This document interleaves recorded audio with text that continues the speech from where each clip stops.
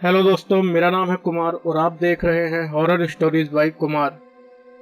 तो आज की कहानी सुनाने से पहले मैं आपको बताना चाहूँगा कि अगर आप भी अपनी ज़िंदगी से संबंधित कोई हॉरर स्टोरीज हमें भेजना चाहते हैं तो हमारे सोशल मीडिया हैंडल पर हमसे संपर्क जरूर करें। हमारे सोशल मीडिया का लिंक आपको नीचे डिस्क्रिप्शन में मिल जाएगा। तो ज़्यादा देर न करते हुए हम डायरेक्ट अपनी कहानी पर चलेंगे।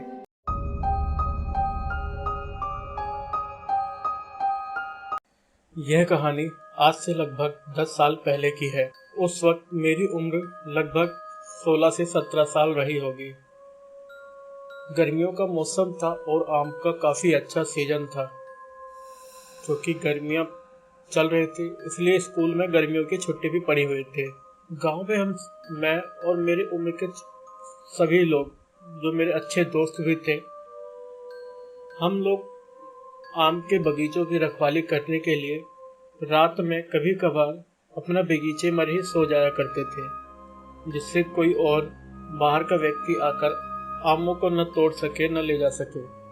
एक दिन मैं और मेरे दोस्त आमों के बगीचों की रखवाली करने के लिए रात को बगीचे में निकल लिए।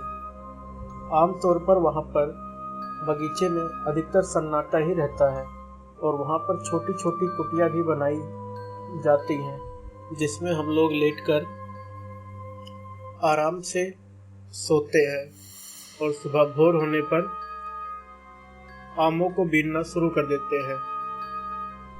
उस रात भी हम लोग घर से खाना खाकर बगीचे के लिए निकले और बगीचे में पहुंचकर हमने एक राउंड पूरे बगीचे का लगाया। राउंड लगाने के बाद मैं और मेरे दोस्त थोड़ी देर बैठकर आपस में यूं ही बातें करने लगे। तो उसी में से मेरे एक दोस्त ने, जिसका नाम शंकर था, ऐसे ही भूत प्रेतों की बातें छेड़ दी। उसने बताया कि बगीचे के पीछे वाले हिस्से में जो सुनसान इलाका है, जहाँ से जंगल की शुरुआत होती है, वहाँ पर रात के 12 बजे के बाद किसी भी व्यक्ति का जाना मना है, क्योंकि वहाँ पर अक्सर लोगों ने भूत देख रखे हैं। वैसे मैं इन सब बातों पर विश्वास नहीं करता, पर रात होने के कारण मुझे डर तो लग रहा था। और शंकर इतना अच्छा स्टोरी टेलर था कि वो अगर कोई झूठ मूठ की कहानी भी हमें सुनाए तो हम लोग डर जाए। खैर, थोड़ी देर बातें करने के बाद हम सब ने तकरीबन 9 बजे के बाद हम सब सोने के लिए अपने अपने खाट पर लेट गए और सो गए। रात को तकरीबन 12 बजे मुझे एक चीख सी सुनाई दी और मैं चौंक कर उठा। मैंने अपने आसपास देखा तो मेरे सभी दोस्त सोए हुए थे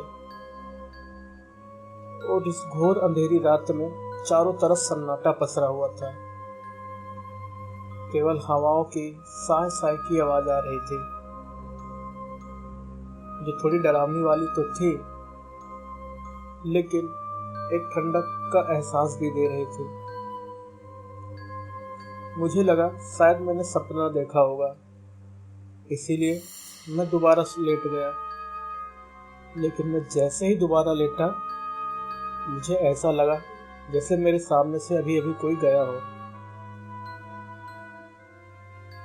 मैंने फिर इधर उधर अपना सिर हिलाया तो मुझे वहां कोई नजर नहीं आया, लेकिन थोड़ी दूर पर एक टॉर्च की हल्की सी रोशनी दिखाई दी।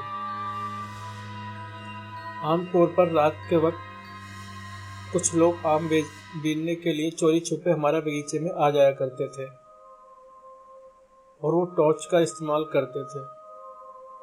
इसलिए मुझे लगा कि हो सकता है शायद कोई हमारे बगीचे में आम चुराने आया हो। मैंने मेरे दोस्त शंकर, जो कि बगल में ही लेटा हुआ था, उसे उठाया, क्योंकि उस समय रात के 12 बज चुके थे और मेरा वो दोस्त निहायत ही डरपोक था। इसलिए उसने मेरे साथ जाने के लिए मना कर दिया। मैंने कहा, यार, हमारे बगीचे में कोई आम चुराने आया है हमें चलकर देखना चाहिए, लेकिन डर के मारे वो नहीं माने। फिर मैंने अपने दूसरे दोस्त बबलू को उठाया, जो थोड़ी नानुकुर करने के बाद मेरे साथ चलने के लिए तैयार हो गया। हम लोग उस टॉर्च की रोशनी की तरफ धीरे धीरे बढ़ते रहे। कुछ ही देर बाद हम उस रोशनी के पास पहुंचने ही वाले थे कि अचानक से वो रोशनी आनी हमें बंद हो गई। मुझे लगा शायद उस चोर ने अपना टॉर्च बंद कर लिया। मुझे लगा शायद उस चोर ने हमें आते हुए देख लिया, इसीलिए अपनी टॉर्च की रोशनी बंद कर दी और मैंने तेज से आवाज मारी, भाई कौन है वहां पे? मुझे कोई आवाज नहीं सुनाई दी, इसलिए मैं जल्दी जल्दी उस तरफ बढ़ने लगा। और जब मैंने पास जाकर देखा तो वहां पर कोई भी नहीं था। मुझे लगा शायद वो चोर वहां से भाग गया है। और मैं जैसे ही पीछे मुड़ा, मैंने देखा कि मेरे साथ मेरा दोस्त बबलू वो वहां कहीं भी नहीं है। मैं बहुत बुरा डर गया। मैंने बबलू को आवाज भी लगाई, लेकिन उसने मुझे कोई आवाज नहीं दी।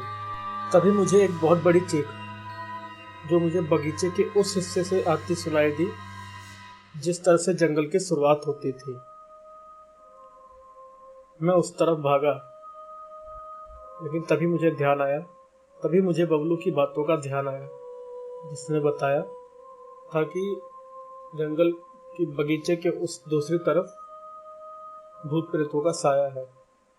लेकिन वो चीख मुझे अपने दोस्त बबलू जैसी लगी थी, इसलिए मैं उसे अकेले छोड़ भी नहीं सकता था, क्योंकि वो मेरे कहने पर ही इस तरफ आया था। इसलिए मैं दौड़कर बगीचे की उस हिस्से की तरफ भागा। और भागते भागते जब मैं वहां पहुंचा तो मुझे वहां कोई नहीं दिखाई दिया। मैं पूरी तरह से हैरान और डरा हुआ था, और मेरा डर धीरे धीरे बढ़ता भी जा रहा था, क्योंकि इन 2 मिनट के अंदर ही मेरे साथ ऐसी घटनाएं होनी शुरू हो गई थी जिसका मुझे बिल्कुल भी अंदाजा नहीं था। बबलू का मेरे पीछे से यूं गायब हो जाना, टॉर्च की रोशनी का बंद हो जाना, और कई बार एक ही जैसी चीखें सुनाई देना, इन सब ने मेरे डर को और बढ़ा दिया। तभी अचानक मेरे पीछे से आवाज आई, अरे भाई कहाँ गया था तू? जब मैंने पीछे मुड़कर देखा तो मेरा दोस्त बबलू था। मेरी सांस में सांस है। मैंने उससे पूछा, तू कहाँ चला गया था? उसने बताया, कहीं नहीं, मैं तो बस यहाँ टॉयलेट करने गया था। मैंने उससे कहा, टॉयलेट? जब मैंने आवाज दी तो तूने क्यों नहीं बताया? उसने कहा, मैंने कान में लीड लगा रखी थी, इसलिए मैंने सुना नहीं। मुझे एक बार तो उस पर बहुत गुस्सा आया, लेकिन जब मैं उसे देख रहा था तो एकाएक मेरी नजर उसके पीछे गई। उसके पीछे एक भयंकर काला साया था, जिसे देखकर मेरी पैंट तो वहीं पर गीली हो गई। मेरे अंदर इतनी भी हिम्मत नहीं थी कि मैं बबलू को बता सकूं कि उसके पीछे क्या है। वो मुझसे बार बार पूछता रहा और क्या हुआ, लेकिन मेरी कुछ बोलने की हिम्मत नहीं हो रही थी। बस मैंने धीरे से इशारे कर कर उसे पीछे देखने के लिए कहा, और जैसे ही उसने पीछे मुड़कर देखा, वो भी एकदम से डर गया। मैं और मेरे दोस्त बबलू के अंदर जितनी जान थी, हम दोनों ने पूरी जान लगाकर वहां से तेज से भागे और अपनी कुटिया के पास, जहां लेटकर हम बगीचे की रखवाली करते थे, वहां पर पहुंचे। बाकी लोगों को उठाकर हमने इस घटना के बारे में उन्हें बताया। इसके बाद मैं और मेरे सभी दोस्त रात में ही वापस घर आ गए और घर वालों को सारी बात बता दी, जिसके बाद मैं और मेरे दोस्त कभी भी दोबारा बगीचों की रखवाली करने नहीं गए। इसलिए मुझे आज भी अंधेरे और रात से डर लगता है, और मैं इसीलिए अब दिल्ली जैसे शहर में रहता हूँ, जो भीड़ भाड़ से भरा रहता है, ताकि हम मुझे अकेलापन न महसूस हो। ये कहानी आपको कैसी लगी मुझे कमेंट करके ज़रूर बताइएगा। ऐसी ही और कहानियों के लिए बने रहिए हमारे चैनल के साथ, horror stories in Hindi. Thank you, good bye.